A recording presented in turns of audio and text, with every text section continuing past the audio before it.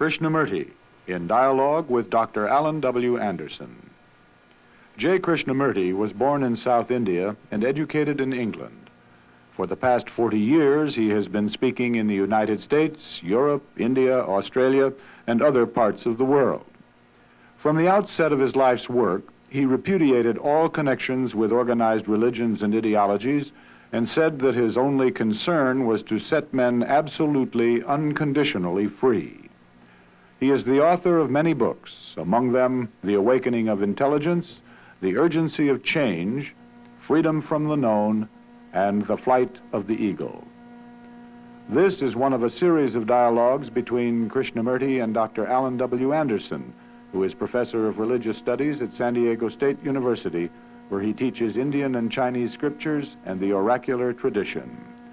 Dr. Anderson, a published poet, received his degree from Columbia University and the Union Theological Seminary. He has been honored with a Distinguished Teaching Award from the California State Universities. Mr. Krishnamurti, I was very taken with a recent statement of yours in which you said that it's the responsibility of each human being to bring about his own transformation, which is not dependent on knowledge or time. And if it's agreeable with you, I thought that it would be a splendid thing if we explored together the general area of transformation itself. And after we've done that, perhaps the other related areas would begin to fall into place, and we could bring about in conversation a relationship among them. Don't you think, sir,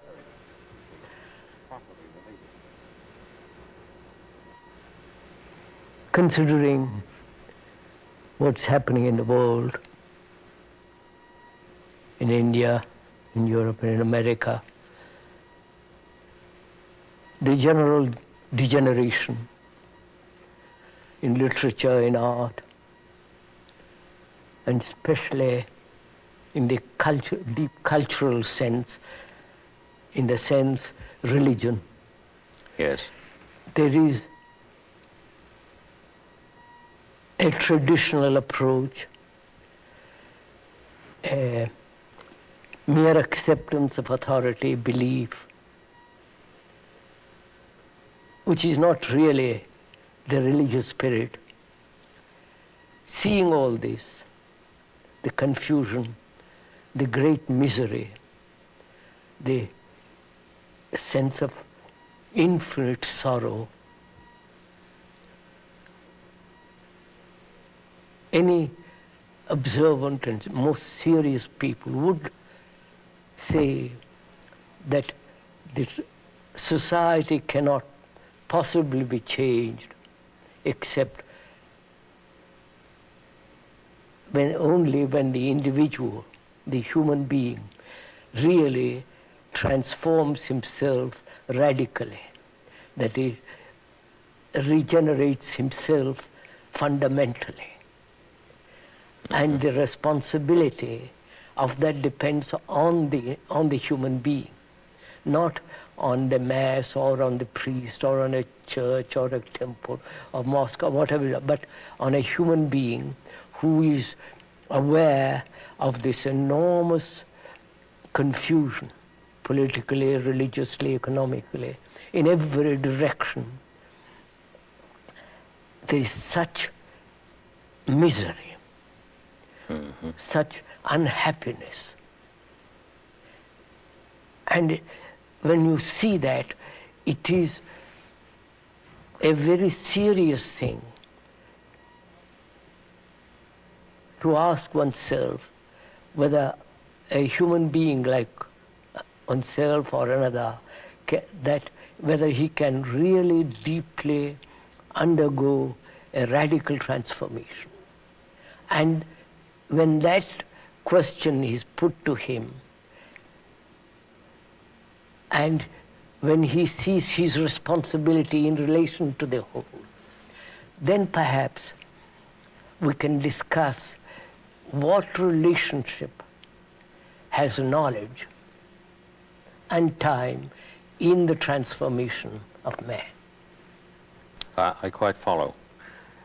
We'd need then to lay some groundwork That's in order right. to Yeah. move into the question itself. Yes, because most people are not concerned with the world at all.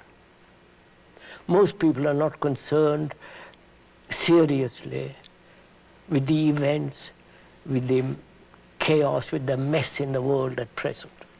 They're only concerned very superficially. Problem of energy, problem of pollution, and so on, such superficial things. But they're really not deeply concerned with the human mind, the mind that is destroying the world. Yes, I quite follow. What you've said places in a very cardinal way the radical responsibility on the individual as such, if I've understood you correctly. Yes. You see, There are no 5-year plans that we can expect the to help us out. The word individual really is not the correct word, because individual, as you know, sir, means undivided, indivisible in himself. But human beings are totally fragmented. Therefore, they are not individuals. They may have a bank account, a name, a house, but they're not really individuals in the sense a total, complete, harmonious whole, unfragmented. That's really what it means to be an individual. But would you say then that to move or make passage, or perhaps a better word simply would be change, since we're not talking about time, Yeah. from this fragmented state to one of wholeness That's right. could be regarded as a change in the level of the being of the person? Yes. Could we say that? Yes. But you see, again, the word whole implies not only sanity, health, and also the word whole means holy, H-O-L-Y. Mm-hmm. All that's implied in that one word, whole. And human beings are never whole. They're fragmented. They're contradictory. They are torn apart by various desires.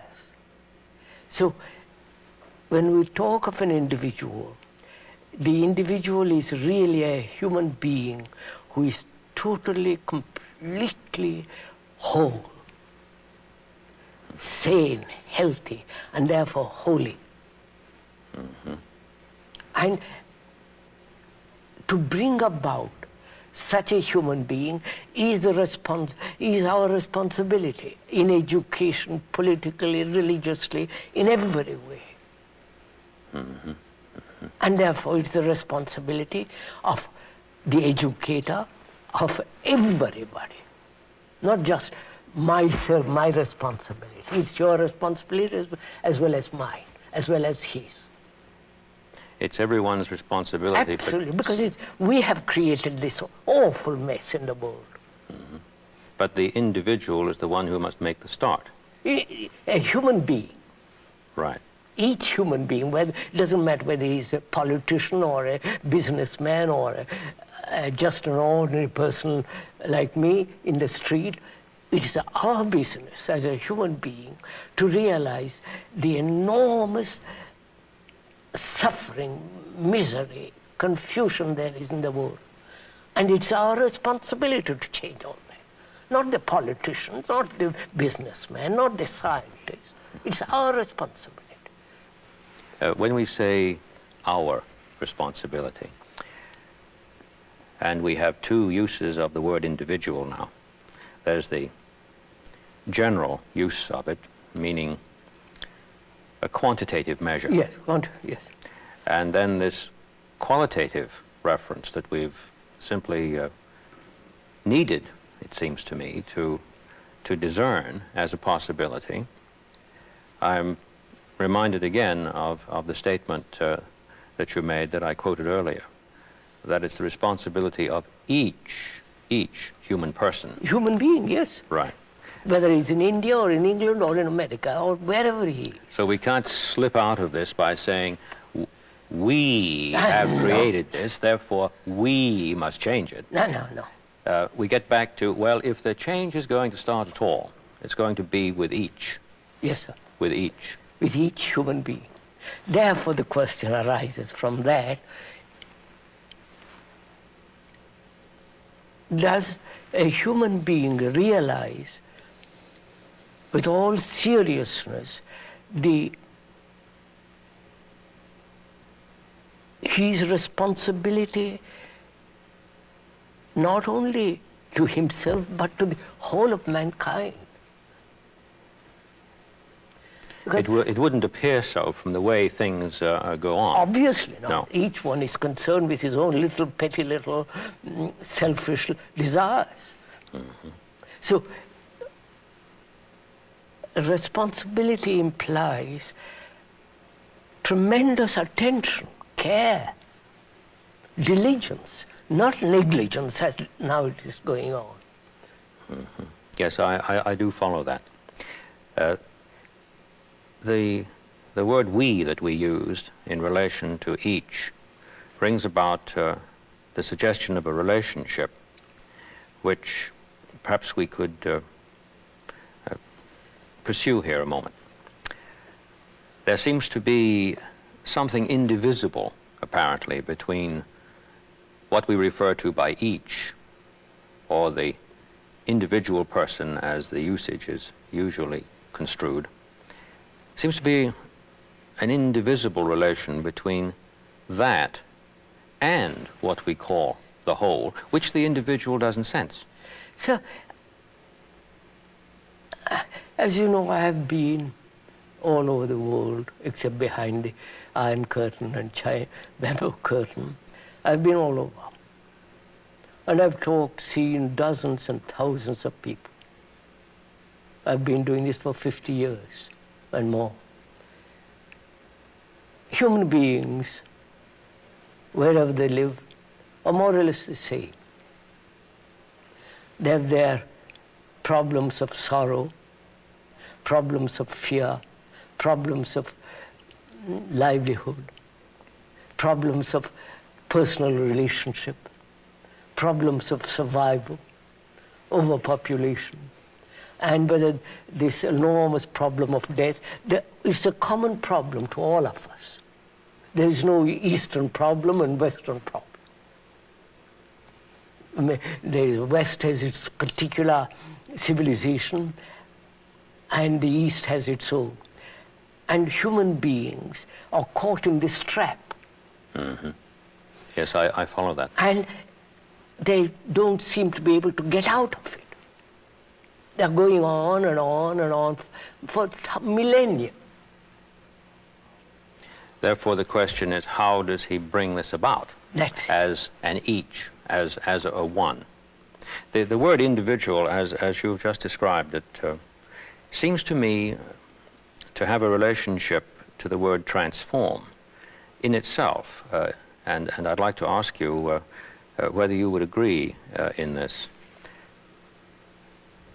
It seems that many persons have the notion that to transform a thing means to change it utterly without any relationship whatsoever to what it is as such. That would seem to ignore that we are talking about a form that undergoes a change, which form itself still abides. Yes, sir, I understand. Otherwise, the change would involve a loss. Totally. Are we asking this question, sir?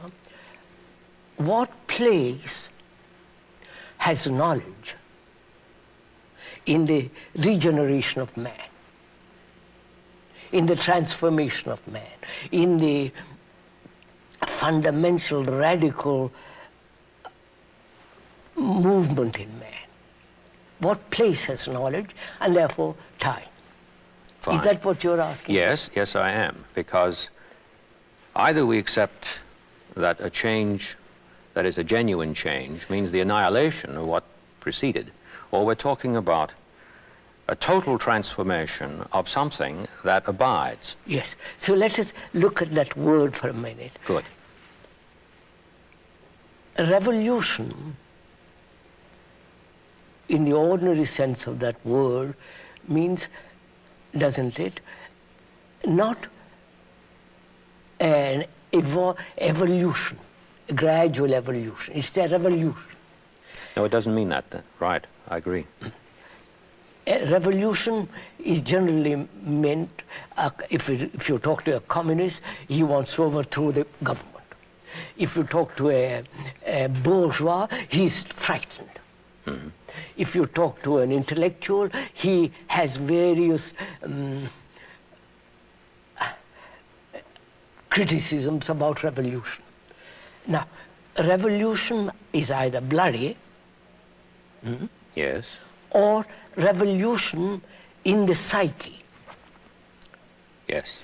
outward or inner. Outward or inner. The outward is the inner. The Yes. inner is the outward. There is not the difference between the outer and the inner. They are totally related to each other. Then this goes back to what you mentioned earlier, that there's no division, even though intellectually you make a distinction, Distinction, here that's right. between the The I outer. and the we. We, that's right. Yes, of course. So, when we talk about change, we mean not the mere bloody revolution, physical revolution, but rather the revolution in the makeup of the mind Of each person. of human beings. Right. The way he thinks, the way he behaves, the way he conducts himself, the way he operates, he functions, the whole of that. Now, whether that psychological revolution, not evolution in the sense, gradualness, No. what place has knowledge in that? What place has knowledge in something that in, occurs? in the regeneration of man, which is the revolution, the inward revolution, which is which not will a, affect the outer. yeah, which is not a gradual progress. No, obviously, No, that's right. the gradual process is endless. Exactly. So we're talking about an instant qualitative change. Right. Again, when you use the word instant, it seems as though, suddenly it is to happen. I don't, that's why I'm rather hesitant in using the word instant. Instant. We'll go into a minute. First of all, sir, let's be clear what you and I are talking about, if we may. We see objectively the appalling mess the world is in, right? Yes. The misery, the confusion, the deep sorrow of man. Oh, yes. I can't tell you what I feel when I go around the world. The pettiness, the shallowness, the emptiness of all this, of the so-called Western civilization, if I may use that word, into which the Eastern civilization is being dragged into. And we are just scratching on the surface all the time. And we think the mere change on the surface, a change in the structure is going to do something enormous to human beings. On the contrary, it has done nothing. I mean, it polishes a little bit here and there, but deeply, fundamentally, it doesn't change man. So, when we are discussing change, we must be, I think, fairly clear that we mean the change in the psyche, in the very being of human beings. That is, in the very structure and nature of his thought. A change at the root. At the root. At the root itself. Root. And therefore, when there is that change, he will naturally bring about a change in society. It isn't society first, individual or individual first. It is the human change which will transform the society. They are not two separate things. Now, I must be very careful that I understand this Yes. precisely. I think I discern now why in the statement you said which is not dependent on knowledge or time. Yes. Because when this person changes, each human being changes, the change that begins in society is a change that is in a non-temporal relationship with the change in each That's human right. being. Yes, So, I follow. after all, human beings have created this society. By their greed, by their anger, by their violence, by their brutality, by their pettiness, they have created this society. Precisely. And they think by changing the structure, you're going to change the human being. This has been the communist problem, this has been the eternal problem. That is, change the environment, then you change man. They have tried that in 10 different ways, and they haven't done it, succeeded in changing man. On the contrary, man conquers the environment, the structure. So, if we are clear that the outer is the inner is the outer, that there is not the division, the society and the individual, the collective and the separate human being, but human being is the whole. He is the society, he is the separate human individual, he is the factor which brings about this chaos. Mm-hmm. Mm-hmm. Yes, I'm following that very closely. He is the world and the world is him. Yes. Therefore, if he changes, The whole thing everything changes. If he doesn't change, nothing changes. That's right. I think this is very important because we don't realize, I think, this basic factor that we are the world and the world is us. That the world isn't something separate from me and me separate from the world. You're born in a culture, Christian or Hindu or whatever culture you're born in, you are the result of that culture. Mm-hmm. Mm-hmm. And that culture has produced this world. The materialistic world of the West, if one can call it, which is spreading all over the world, mm-hmm. destroying their own culture, their own traditions. Everything is being swept aside in the wake of the Western culture. Mm-hmm. And this culture has produced this human being. And the human being has created this culture.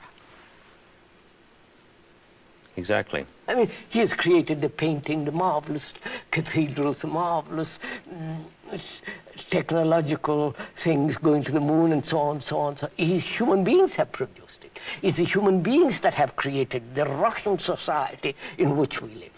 It's the immoral society in which we live, which human beings have created it.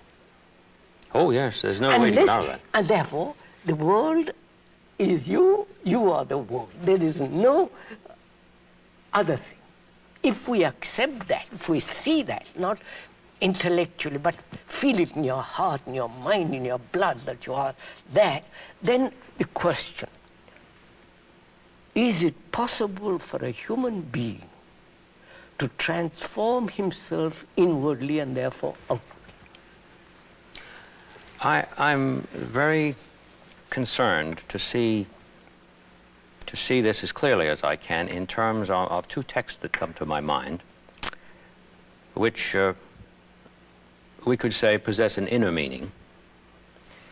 And because of this inner-outer thing that we've spoken about in the divided approach that is made to Scripture, there's a tremendous irony here. Yes.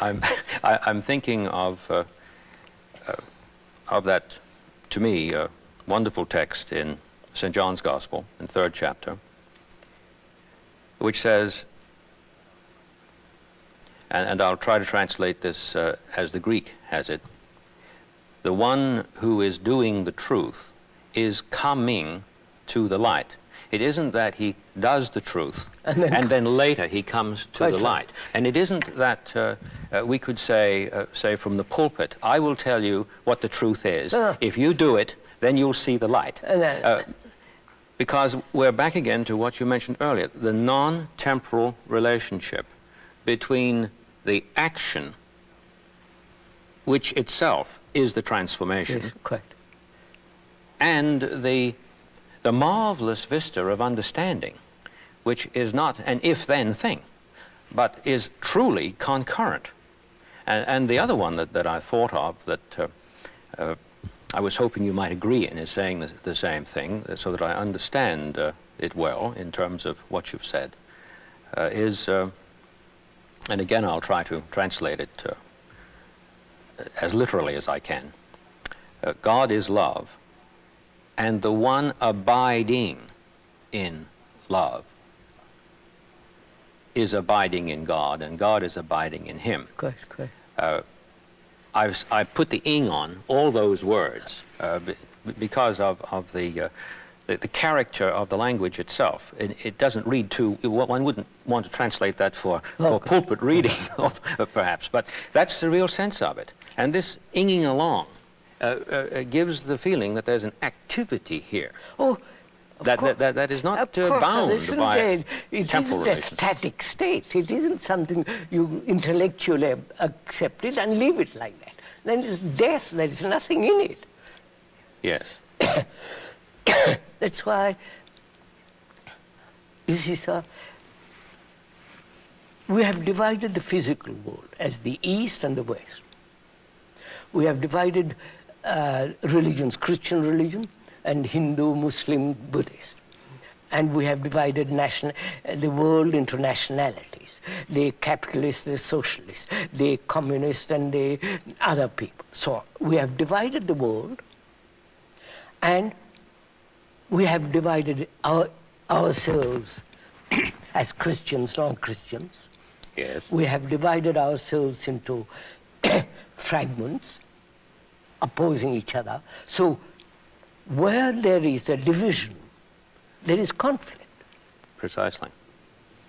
I think that's a basic law.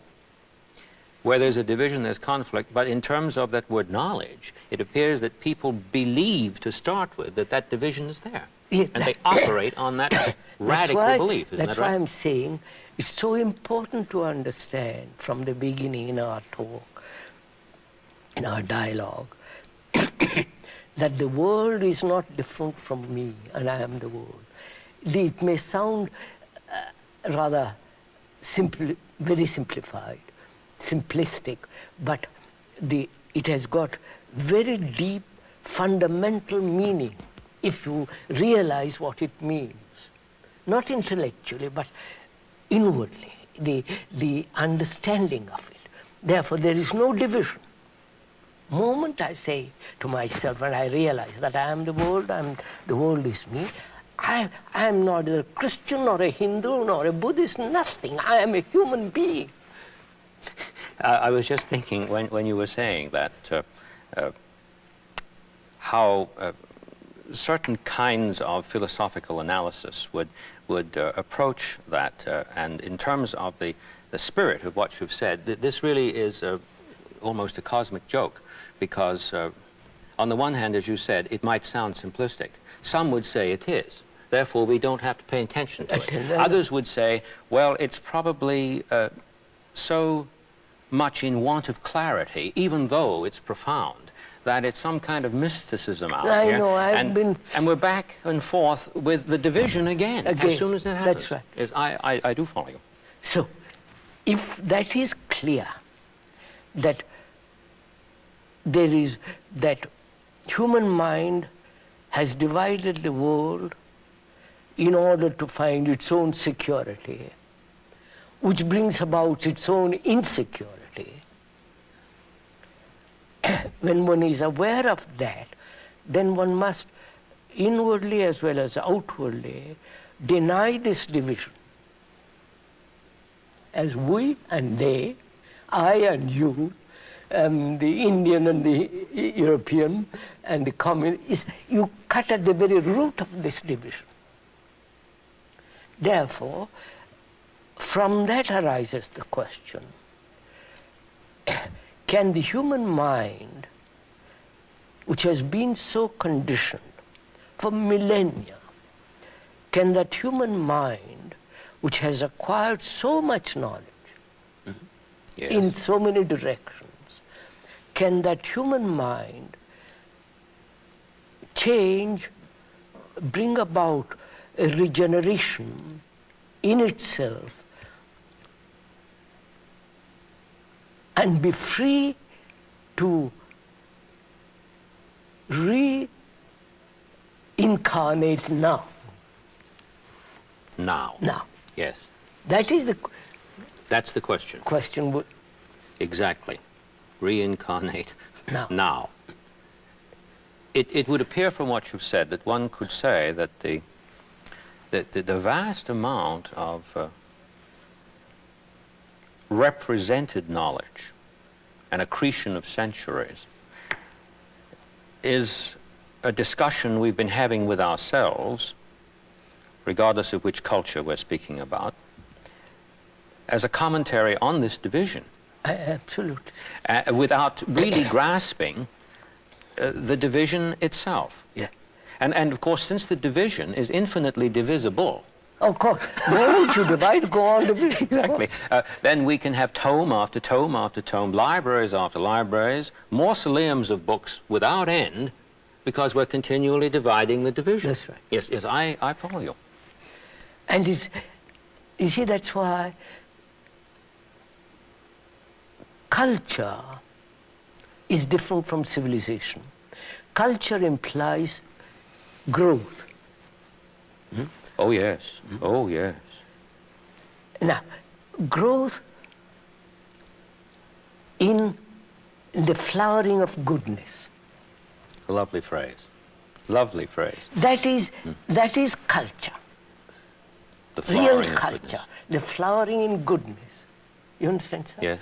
And that doesn't exist. We have civilization. You can travel from India to America in a few hours. You have better bathrooms, better this and better that, and so on, with all the complications that it involves. That has been the Western culture which is absorbing the East now. So the goodness is the very essence of culture. Religion is the transformation of man. Not all the belief churches and the idolatry of the Christians or the Hindus. That's not religion. So we come back to the point. If one sees all this in this world, observes it, not condemn it or justify it, just to observe it, then from that one asks, man has collected such enormous information, knowledge, and has that knowledge changed him into goodness. You follow? I follow. Into a culture that make him flower in this beauty of goodness. It has not. No, it has not. Therefore, it has no meaning. Excursions into defining goodness is not going to help us. I mean, that you can give explanation, one definition, but that's not, definitions are not the reality. No, of course not. The word isn't the thing. The description isn't the described. Precisely. So, we come back again. Yes, let's do. Because I personally am tremendously concerned with this question. How to change man? Because I go to India every year for 3 months or 5 months, and I see what's happening there, and I see what's happening in Europe, I see what's happening in this country, America, and it's something, I can't tell you what shock it gives me each time I come to these countries. The degeneration, the superficiality, the intellectual concepts galore, without any substance, without any basis or a ground in which the beauty of goodness, of reality can grow. Now, so saying all that, what place has knowledge in the regeneration of man? That is the basic question. That's our point of departure. Departure. Good. And the knowledge that we have pointed to so far that has emerged in our discussion is a knowledge which in itself has no power to effect this transformation. No, sir, but knowledge has a place. Yes, I didn't mean that. I mean, what is expected of this knowledge that we pointed to that is accumulated in libraries is an expectation which it in itself cannot fulfill. No. I must go back to the word again, the word knowledge. What does it mean to know? Well, I have understood the word in the strict sense this way. Knowledge is the apprehension of what is, but what passes for knowledge might not be that. No, what is generally accepted as knowledge is experience. Yes, what is generally accepted. We'll begin with that, because right. that's what... Let's begin with what is generally accepted. Experience, which yields or leaves a mark which is knowledge. That accumulated knowledge, whether in the scientific world or in the biological world or in the business world or in the world of the mind, the being, is the known. The known is the past. Therefore, knowledge is the past. Knowledge cannot be in the present. I can use knowledge in the present. But it's funded from the past. Yeah, but it has its roots in the past. Yes, I follow. Which means, that's very interesting, whether this knowledge which we have acquired about everything. Mm-hmm. Yes. You read any, I personally don't read any of these books. Neither the Bhagavad Gita, Upanishads, none of the psychological books, nothing. I'm not a reader. I have observed tremendously all my life. Now, knowledge has its place. Oh, yes, yes. Let's be clear. Yes. That's yes, in the practical order. Practical, technological. Exactly. I must know where I'm going. Precisely. Physically and so on, yes, so on, so yes.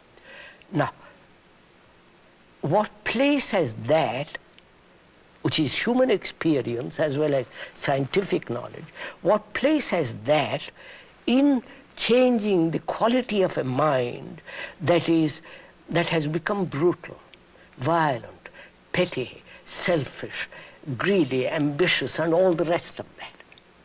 What place has knowledge in that? Well, going back to the statement we began with, namely that this transformation is not dependent on knowledge, No.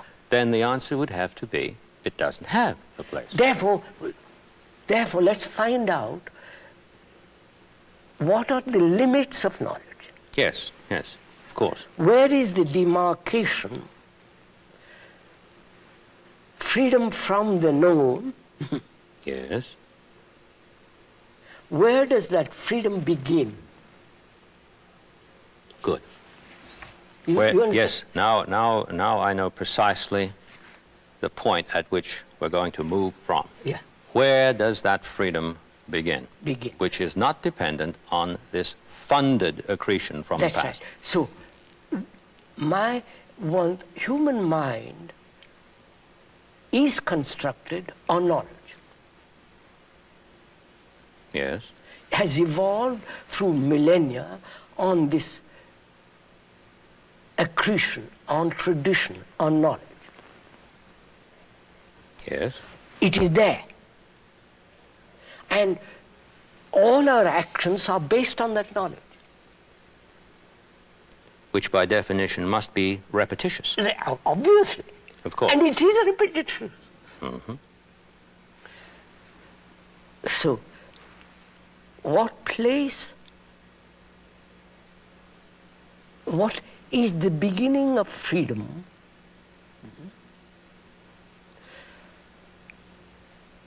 in relation to knowledge?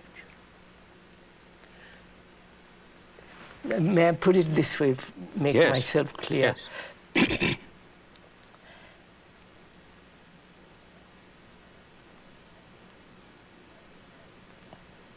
I have experienced something yesterday that has left a mark. That is knowledge. And with that knowledge, I meet next experience. So, the next experience is translated in terms of the old. And therefore, that experience is never new. So in a way, if I understand you correctly, you're saying that the experience that I had yesterday, that I recall, Recollection, yes. recollection, upon my meeting something new, that appears to have some relationship to it, I approach on the basis of holding my previous knowledge up as a mirror in which to determine the nature of this new thing that I have confronted. Quite. Yes. And this could be a rather crazy mirror. Generally it is. So, you see, that's what I mean. Yes, I follow.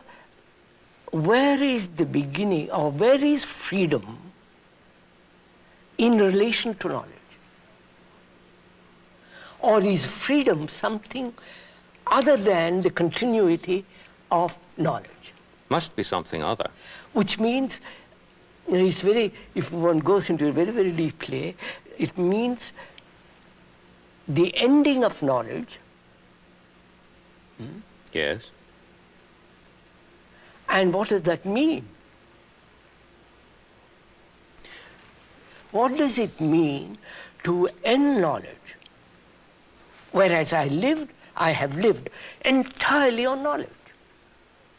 It means that immediately. I mean, see what is involved in it, sir. I met you yesterday, and there is the image of you in my mind. And that image meets you next day. Yes. The image meets you. The image meets me. And I have recall. dozen images, or 100 images. So the image is the knowledge. The image is the tradition. The image is the past. Now, can there be freedom from that? If this transformation that you speak of is to happen, is to come to pass, there must be. Of course. Therefore, how is we can state, but how is the mind, which thrives, acts, functions on image, on knowledge, on the known? How is it to end that? Yes. How am I? Take this very simple fact. You insult me or praise me. That remains a knowledge. With that image, with that knowledge, I meet you. I never meet you. The image meets you. Exactly. Therefore, there is no relationship between you and me. Yes, because between us, this has been interposed. Obviously. Yes. Therefore, how is that image to end? Never to register. You follow? I can't depend on someone else to end it for me. Therefore, what am I to do? How is this mind, which is registering, recording all the time, is the brain, function of the brain is to record all the time. How is it to be free of knowledge? When you have done some harm to me, personally or collective, whatever way, you have insulted me, you have flattered me. how is the brain not to register that? If it registers, it's already an image. It's a memory. And the past then meets the present. And therefore there is no solution to it. Exactly. I was looking up that word the other day in a very good dictionary, tradition. It means, of course, ordinary word, tradare, is to give, hand over, give across. But it also has another peculiar meaning, not peculiar, from the same word, betrayal. Oh yes, traduce. Tradu. And in discussing in India, this came out, betrayal of the present. If I live in tradition, I betray the present. Yes, I do see that. Which is knowledge betrays the present. Which is, in fact, a self-betrayal. That's right. Yes, So, yes. how is the mind which functions on knowledge? How is the brain, which is recording all the time, Yes. to see the importance of recording and not let it move in any other direction? That is, let me put it this way, very simply. You insult me, you hurt me by word, gesture, by an actual act. That leaves a mark on the brain, which is memory. Yes. That memory is knowledge. That knowledge is going to interfere in my meeting you next time. Obviously. Now, how is the brain, and also the mind, how is the brain to record and not let it interfere with the present?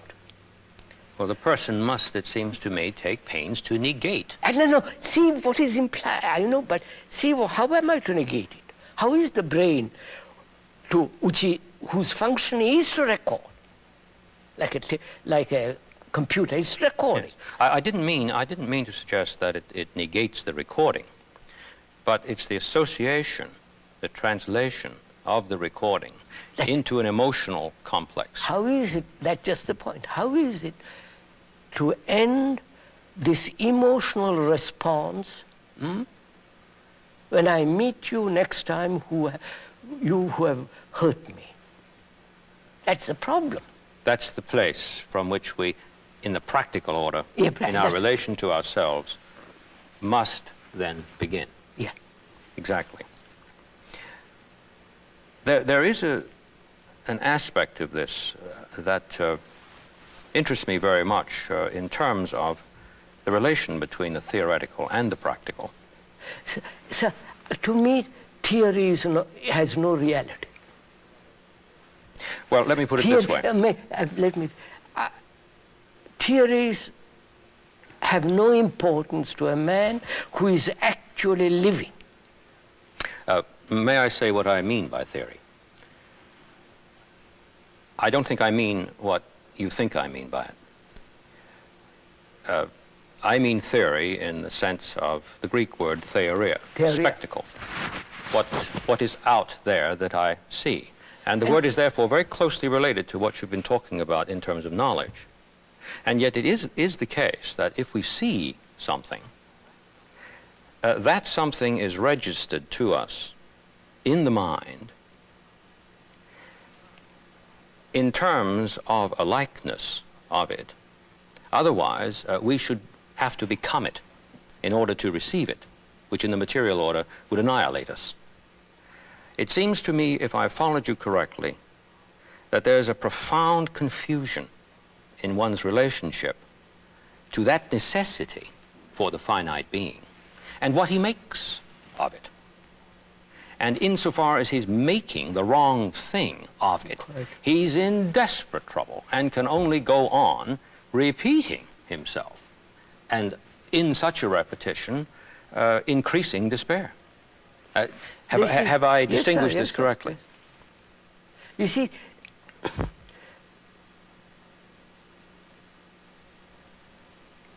religion is based on tradition.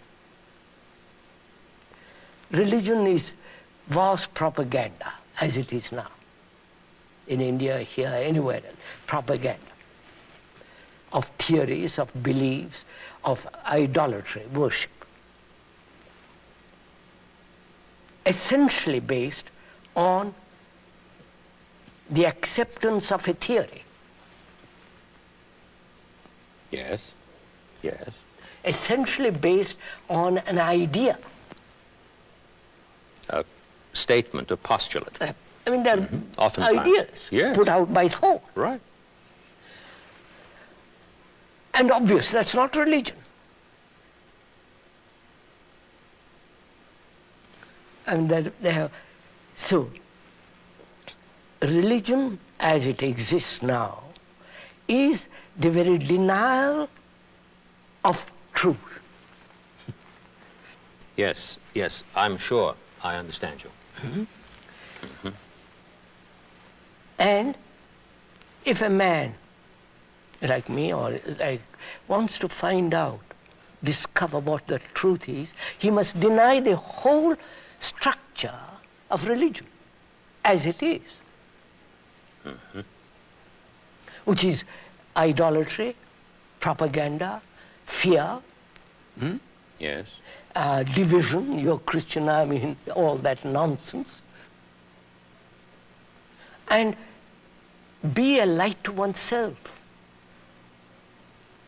Not in the vain sense of that word, or light, because in darkness, the world is in darkness.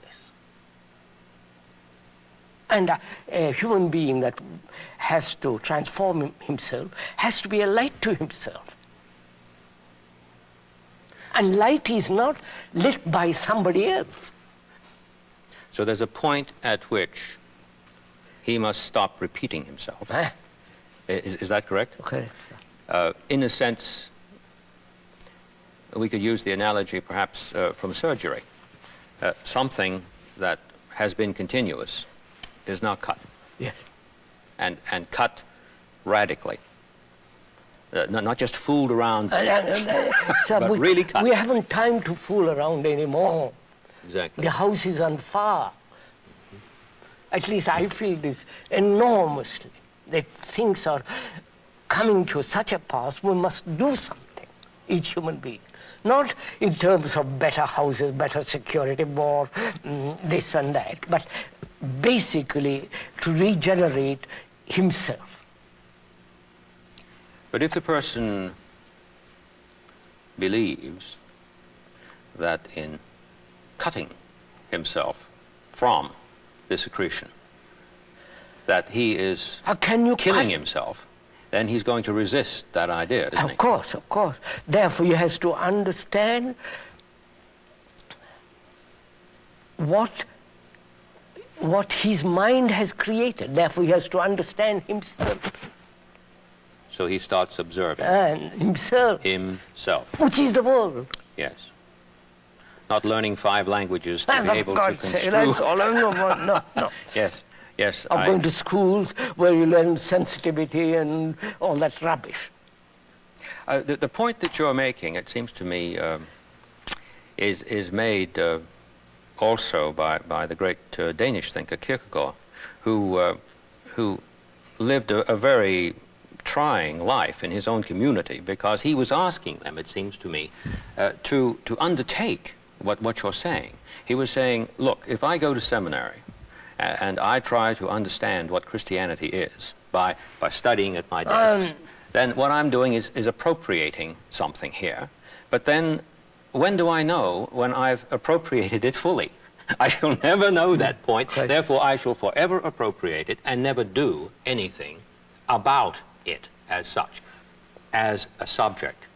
The person who must risk the deed, not the utterance of what no, someone of has said course. before, or not simply thinking through what someone has thought before, but actually embodying the meaning through the observation of myself in relation to that. Quite. And that has always seemed to me a very profound insight. But one of the ironies of that is, of course, in the academy we have an endless proliferation of studies in which scholars have learned Danish in order to understand Kierkegaard.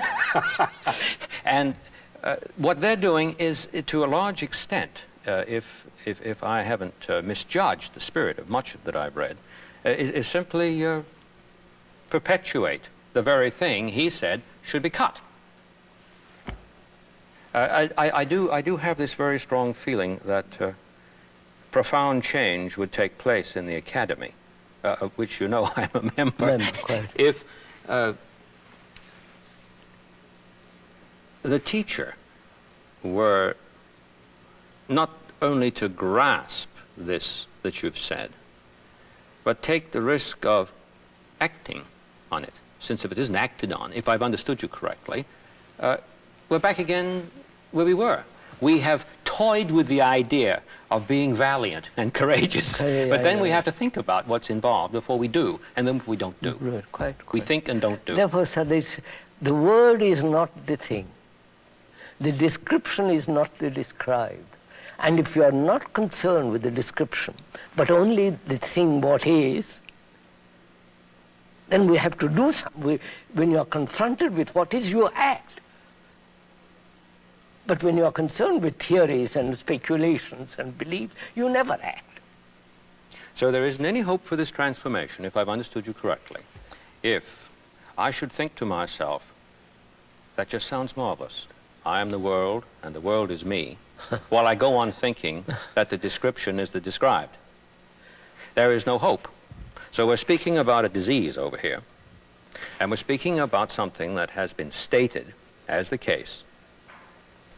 And if I take what has been stated as the case, as the case, then I'm thinking the description is the described. Of course. And I never get out. Sir, it's like a man who is hungry.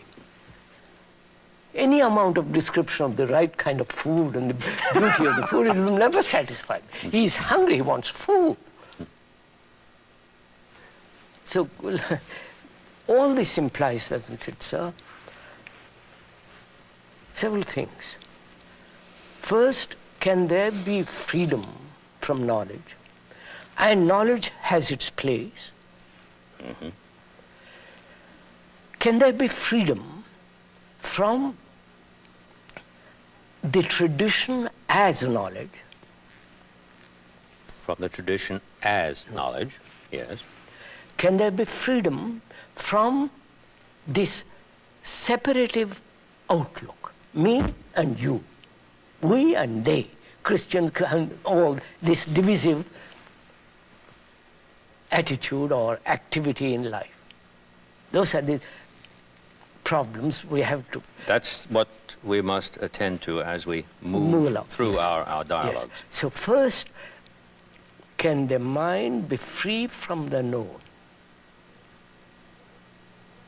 I mean, not verbally, but actually. But actually, And yes. I can speculate about what is freedom, what is all the rest of it. But see the necessity, the importance, that there must be freedom from the known. Otherwise, life becomes repetitive, continuous, superficial scratching. It has no meaning. Of course. In our next conversation together, I hope we can begin where we've just left off.